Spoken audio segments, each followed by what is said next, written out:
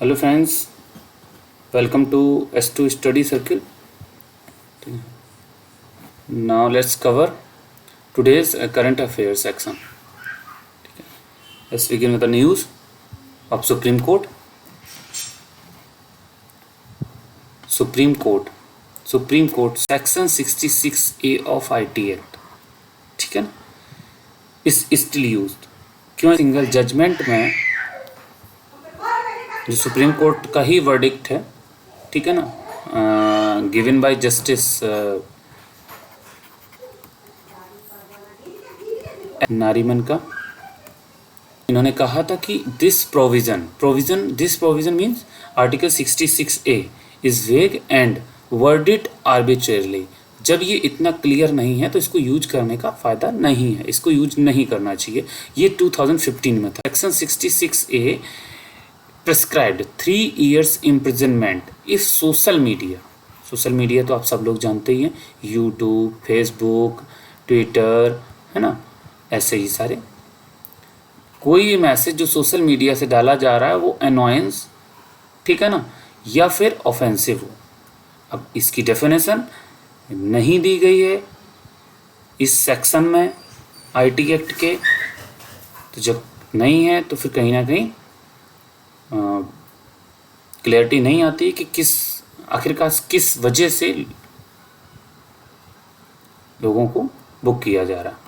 ठीक है, चलो next news. Government has appointed national health authority CEO Ram सेवक शर्मा. हमें अपन को ये देखना है यहाँ पे कि first current affair one liner current affairs कि NHA के CEO कौन है? राम सेवक शर्मा. ठीक है, और Infosys chairman non executive chairman Nandan Nilekani को as a members of advisory council for creating an open network for digital commerce ONDC. ठीक है, ONDC क्या है? ONDC हमें देखना है एक बार कि ONDC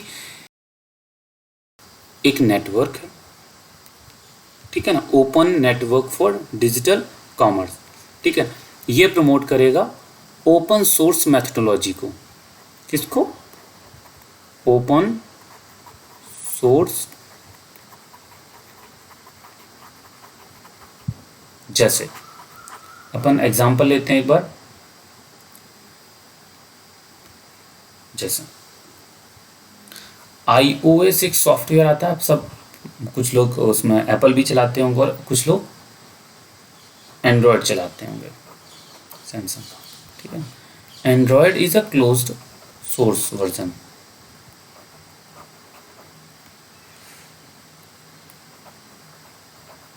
ठीक है, और एंड्रॉयड कैसा है? Open source. अब ओपन सोर्स जब हो गया गूगल का ये और ये एप्पल का है, ये दोनों आपको पता ही है, एप्पल और ये गूगल.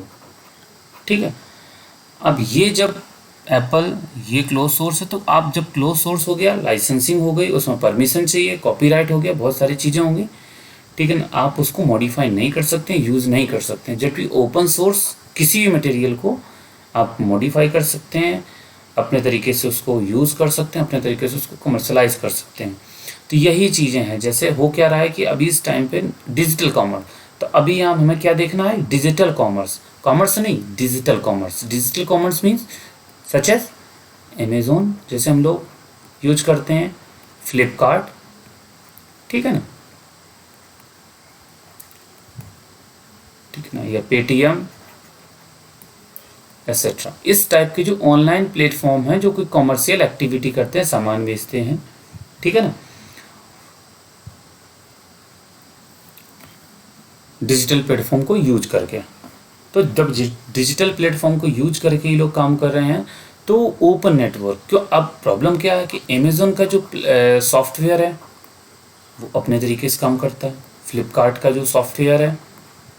अब होता क्या कि यहाँ पे छोटे छोटे जो प्लेयर्स हैं ना, वो जब सेल करने जाते हैं वहाँ पे, या फिर उनको कुछ काम करना होता है डिजिटल प्लेटफॉर्म के थ्रू अपनी सेल बढ़ानी होती है, तो कहीं ऐसे कई बार सुनने में भी आती हैं कि ये लोग पक्षपात करते हैं, थोड़ा सा इन लोगों का एल्गोरिथम और इन लोगों का सॉफ्टवेयर सिस्टम चूँकि क्लोज सोर्स है, इनके सिस्टम को मॉडिफाई नहीं कर सकते हो, तो आपको इनके अकॉर्डिंग ही काम करना पड़ता है, ठीक है ना। और हर एक लोकल प्लेयर इतनी आसानी से इतना बड़ा सॉफ्टवेयर नहीं बना सकता है, ठीक है ना।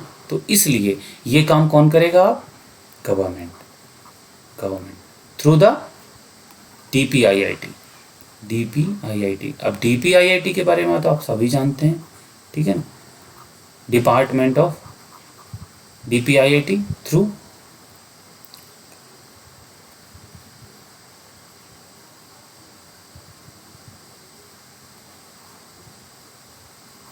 DPIIT, ठीक है ना।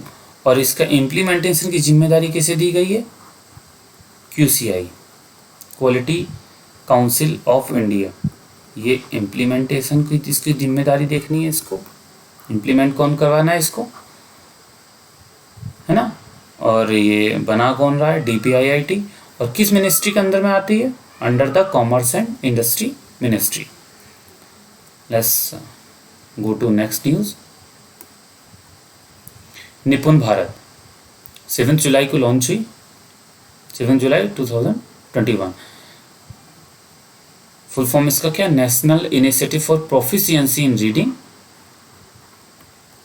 With understanding and numeracy. तो मेन फोकस क्या है कि ऐसी रीडिंग हो जो एक अंडरस्टैंडिंग क्रिएट करे और न्यूमरेसी मतलब मैथमेटिकल स्किल्स पे। कि निपुण भारत का मेन ऑब्जेक्ट क्या होना चाहिए कि रीडिंग स्किल्स को और मैथमेटिकल स्किल्स को एनहेंस करना। चलो हम लोग देख ही लेते हैं। Reading, writing and numeracy. अब ये किसको कवर करती है? End of the grade 3। और ये टारगेट कब तक का है? 2026-27, ठीक है। तो ग्रेड 3 का स्टूडेंट जो है, ठीक है ना, वो 2026-27 तक 2026-27 तक इतना कैपेबल होना चाहिए कि वो एटलीस्ट 60 वर्ड्स पर मिनट आसानी से समझ सके, रीड कर सके, और न्यूमेरिकल स्किल्स में 9099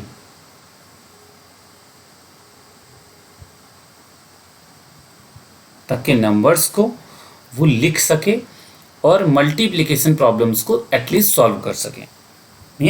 ये फोकस है, ठीक है ना। तो मेन फोकस क्या क्या हुआ?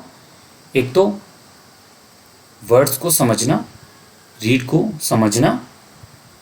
को समझना जो भी रीड कर रहा है, ठीक है ना। मैथमेटिकल स्किल्स में कह सकते हैं कि लगभग 10,000 तक के नंबर्स को लिख पाना और समझ पाना, और ईजिली जो ईजी मल्टीप्लिकेशन प्रॉब्लम्स हैं, ठीक है ना, उनको कर पाना। तो 3 टास्क, 60 वर्ड पर मिनट, 10,000 तक के नंबर्स को एंड मल्टीप्लिकेशन प्रॉब्लम्स को, ये टास्क है। और ये टास्क कब तक कंप्लीट किया जाना है? 2026-27। मेरी बहुत अच्छा करेक्शन नहीं हो पाता है, लिख नहीं पाता हूँ अच्छे से, so sorry for that. Implemented by the department of school education and literacy, ठीक है, under the ministry of education. Scheme of समग्र शिक्षा,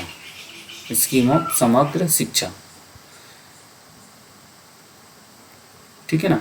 अब इसमें होगा क्या? 5 टायर इम्प्लीमेंटेशन मैकेनिज्म एक बनाया जाएगा, जो कि स्टेट, ब्लॉक, डिस्ट्रिक्ट लेवल पे बनाया जाएगा, ठीक है ना। और ये किसके अंडर में जाएगा? समग्र शिक्षा के अंडर में ये इम्प्लीमेंटेशन होगा। किसका? निपुण भारत का। और ये कितने टायर में होगा? 5 tyre implementation. National, second district, national, first national, second state, third district, fourth block and 5th school level पे, ठीक है ना। अब स्कीम की ज़रूरत क्यों पड़ी? प्रॉब्लम यहाँ आती है कि हम बहुत सारी स्कीम चली रही हैं ऑलरेडी। अभी हमने समग्र शिक्षा अभियान भी देखा है ना। इसके अलावा भी बहुत सारी स्कीम चल रही हैं, फिर भी क्यों ज़रूरत पड़ी हमें निपुण भारत की? स्पेशली टारगेटेड स्कीम जिसको बोलते हैं ना, कि reading with understanding and numeracy skills पे फोकस क्यों हमें करना पड़ा? तो हमें जाना पड़ेगा ASCR फाइंडिंग्स पे। ASCR फाइंडिंग्स मतलब annual status of education report. वो ये कहती है कि 25% स्कूल गोइंग चिल्ड्रन जो हैं, ठीक है ना, जो कि 4 साल से 8 साल के बीच के हैं, ठीक है ना, उस एज के अकॉर्डिंग ना तो उनकी समझने की क्षमता है और ना ही उनकी गणित मतलब मैथमेटिकल स्किल्स हैं। ना तो उनकी अंडरस्टैंडिंग कैपेसिटी है चीज़ों को समझने की, ना ही उनकी मैथमेटिकल कैपेसिटी है, ठीक है। देखो 6%, केवल 6% हैं जो एडिशंस कर सकते हैं। कब के? 4 to 8 ईयर्स के। ये देखो, देखने वाली चीज़ है ये। 4 to 8 ईयर्स के जो बच्चे हैं, 4 to 8 ईयर्स के बच्चे हैं, मतलब ग्रेड 3 तक के बच्चे। मुश्किल से वो 6% ऐसे हैं जो एडिशंस कर पाते हैं, है ना। 8% है, मतलब इवन जिसको बोलते हैं ना 10% भी ऐसे नहीं हैं जो able to read write and numeracy skills में परफेक्ट हों, ठीक है। तो हमें तो कुछ ना कुछ तो करना पड़ेगा। सो किया इंडियन गवर्नमेंट ने निपुण भारत स्कीम लॉन्च करके, ठीक है। हाँ, इसके अंडर में मतलब स्टेट वाइज टारगेट्स भी रखे गए हैं, ठीक है। अच्छा, एक और चीज़ देख लेते हैं। इस also propose changes in curriculum and teaching methods. Curriculum और टीचिंग मेथड्स में भी चेंजेस की बात कही है निपुण भारत के अंडर में, ठीक है ना, जिसमें activity, art, story telling, people print rich materials, बहुत सारी चीज़ें उसमें की जाएंगी, जिससे ज़्यादा से ज़्यादा अच्छे तरीके से लोगों को, बच्चों को, स्टूडेंट्स को समझाया जा सके। क्योंकि बहुत छोटे होते हैं तो उनके लिए अलग अलग तरीके से उनको समझाने के लिए काम करना पड़ता है, जिसमें थोड़ा क्रिएटिव भी होना पड़ता है, जिसमें स्टोरी टेलिंग, आर्ट के थ्रू, ठीक है। दूसरा ये है, मदर टंग पे भी एम्फेसाइज दिया जाएगा उनकी, ठीक है ना। बट यहाँ पे ये फोकस करना है कि ये जो है ये कम्युनिकेशन तक ही सीमित रहेगी। ऐसा नहीं है कि मदर टंग उनको पढ़ाई ही जाए, लेकिन हाँ, कोशिश ये रहेगी कि कम्युनिकेशन जितना हो वो मदर टंग में ही किया जाए, जिससे बच्चों को ईजिली वो चीज़ समझ में आ पाए। Now go to the next news. Delta variant identified in at least 98 countries. ये किसने कहा? WHO के चीफ ने कहा। और अब डेल्टा वेरिएंट के बारे में बात कर लेते हैं कि सबसे पहले ये पाया गया कहाँ पे। सबसे पहले इसको जाना गया इंडिया में, ठीक है। It is more transmissible form of corona virus.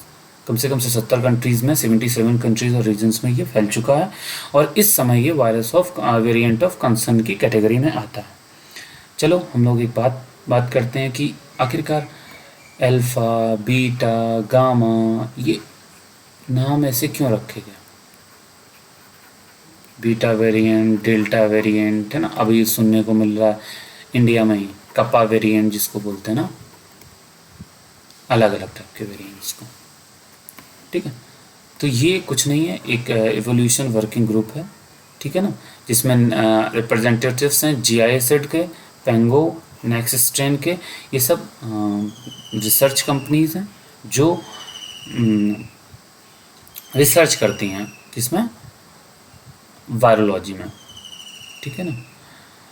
और इन्हीं के अकॉर्डिंग ग्रीक नेम्स रखे गए, क्योंकि कोई और नाम रखोगे किसी कंट्री से रिलेटेड हो जाएंगे तो वो अच्छा नहीं लगेगा, कहीं ना कहीं ऑब्जेक्शंस आने लगेंगे, है ना। तो ग्रीक लेटर्स पे ये नाम रखे गए। तो देखो, जैसे अपन देख लेते हैं एक बार हम लोग कि अल्फ़ा ओरिजिनेटिंग कंट्री, जब से पहले पता चला था सबसे पहले अल्फ़ा के बारे में UK में फर्स्ट डिटेक्ट कब हुई थी। बीटा साउथ अफ्रीका में डिटेक्ट हुआ 2020 में।